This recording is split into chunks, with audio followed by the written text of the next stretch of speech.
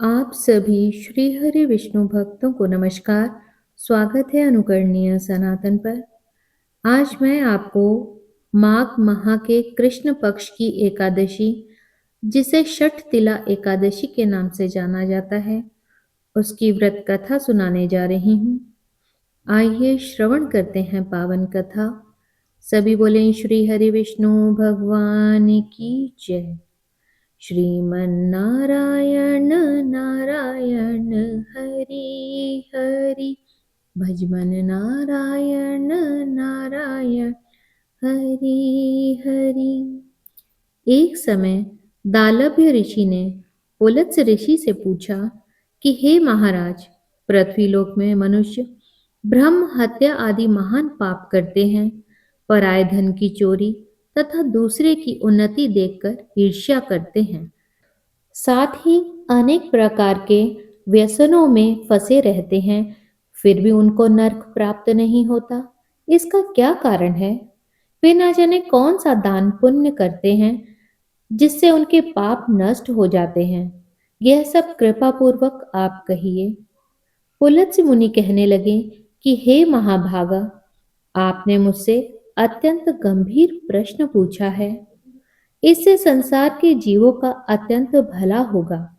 इस भेद को भगवान ब्रह्मा, विष्णु, रुद्र तथा इंद्र आदि भी नहीं जानते, परंतु मैं आपको यह गुप्त तत्व अवश्य बताऊंगा। उन्होंने कहा कि माघ मास के लगते ही मनुष्य को स्नान आदि करके शुद्ध रहना चाहिए। इंद्रियों को वश में कर काम, क्रोध, लोभ, मोह, अहंकार, ईर्ष्या तथा द्वेष आदि का त्याग कर भगवान का स्मरण करना चाहिए। पुष्य नक्षत्र में गोबर, कपास, तिल मिलाकर उसके कंडे बनाने चाहिए। उन कंडों से 108 बार हवन करना चाहिए। उस दिन मूल नक्षत्र हो और एकादशी तिथि हो तो अच्छे पुण्य देने वाले नियमों को ग्रहण करना चाहिए।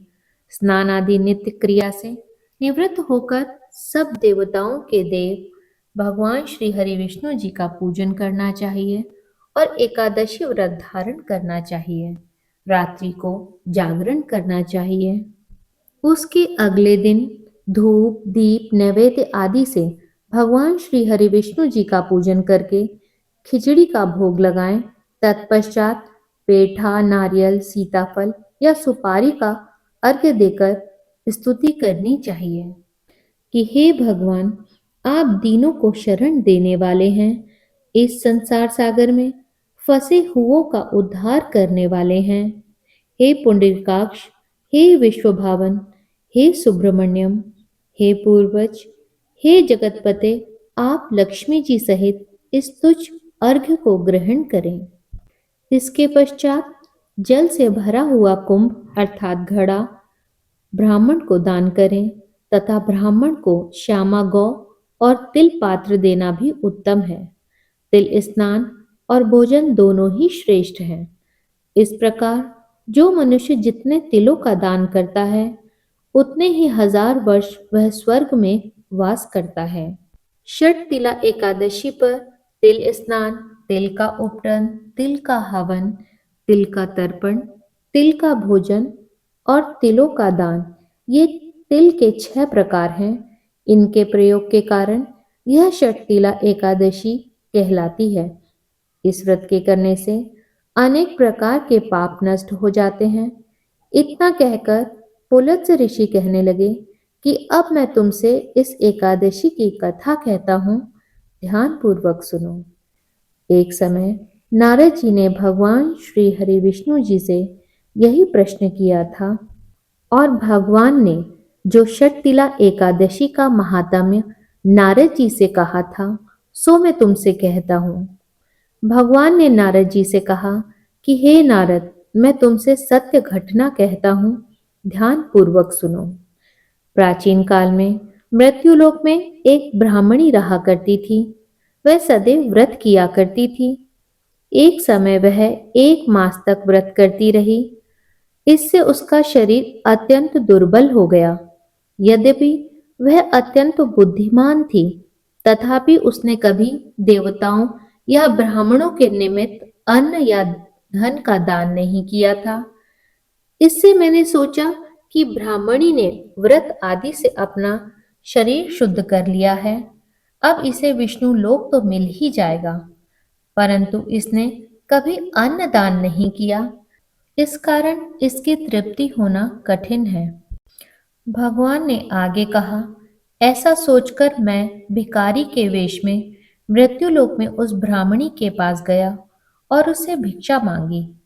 वह ब्राह्मणी बोली, महाराज, किस लिए आए हैं? मैंने कहा, मुझे भिक्षा चाहिए। इस पर उसने एक मिट्टी का ढेला मेरे भिक्षा पात्र में डाल दिया। मैं उसे लेकर स्वर्ग लौट आया।